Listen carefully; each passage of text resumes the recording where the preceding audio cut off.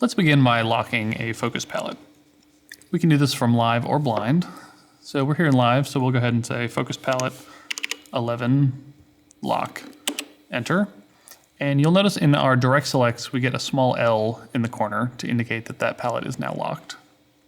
Let's go ahead and grab our overstage movers and turn those on. And let's put them in our down center palette there. And we'll go ahead and turn those to a light blue as well. Let's record this as Q117 with a time of 3.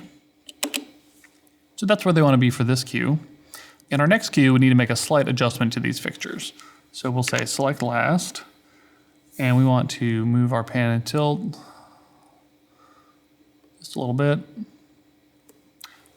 Now go ahead and press update, and notice that in your dialog box, where it says focus palette 11, there's an L in parentheses afterwards.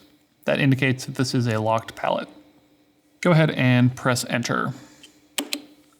Now you'll notice that even though we had update all as our default setting, which normally would update a palette, in this instance, since the palette was locked, we stored absolute data into our queue.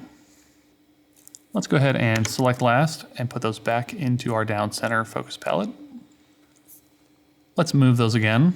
Just change our pan and tilt. If we do want to intentionally update a locked palette, we'll need to do a couple of things on our command line. We'll need to specifically call out those channels. So in this case, we can simply use select last. We'll say update, and then we'll specifically need to call out the palette as well. In this case, it's focus palette 11, enter. You can see that that change was stored into our palette, but we still need to update our queue. To do that, we can say update, enter.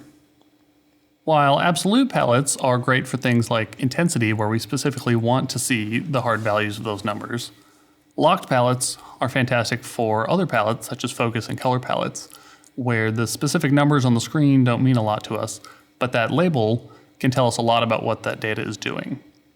Locked palettes will show us the specific color, for example, in a color palette on the screen. But if we make a change to a color palette, it will make sure that we update the queue and don't edit the underlying palette.